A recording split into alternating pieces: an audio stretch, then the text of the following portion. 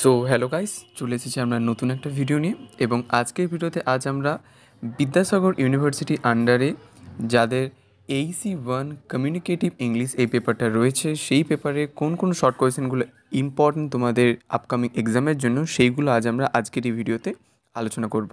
তাই জন্য আজকের ভিডিওটা কিন্তু খুবই গুরুত্বপূর্ণ হতে চলেছে, তাই তোমরা ভিডিওটা কিন্তু শেষ পর্যন্ত অবশ্যই দেখতে থাকো। তো আজকে আমরা বেসিক্যালি শর্ট কোয়েশ্চেন্স নিয়ে আলোচনা করব। যেমন ফার্স্ট শর্ট কোয়েশ্চেনটা রয়েছে, what is verbal communication, give an example. যে ভার্বাল কমিউনিকেশন কাকে বলি এবং তার একটা এক্সাম্পল আমাদের দিতে হবে, ঠিক আছে।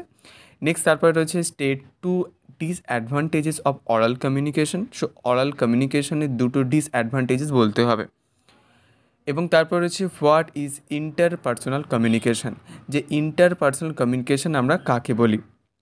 এবং তারপরে রয়েছে define skimming with suitable example. So স্কিমিংকে তোমাকে ডিফাইন করতে হবে এবং কিছু সুটেবল এক্সাম্পলসের সাথে। এবং তারপরে রয়েছে provide any two reasons of poor comprehension, যে পুয়ার কম্প্রিহেনশানের হওয়ার যে দুটো কারণ, সেই দুটো কারণ তোমাদেরকে প্রোভাইড করতে হবে।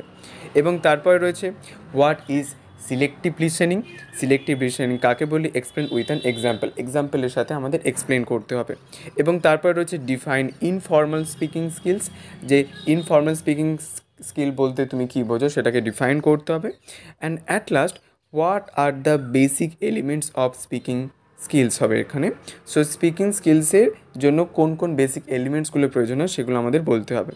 সো এই কোয়েশ্চেনগুলো তোমরা ওভারঅল তোমাদের আপকামিং এক্সামের জন্য একটু প্রিপেয়ার করে রেখো। এবং তোমরা যদি পিডিএফটা পেতে চাও তাহলে ডেসক্রিপশানে টেলিগ্রামের লিঙ্ক দেওয়া আছে, সেখানে গিয়ে তোমরা পেতে পারো।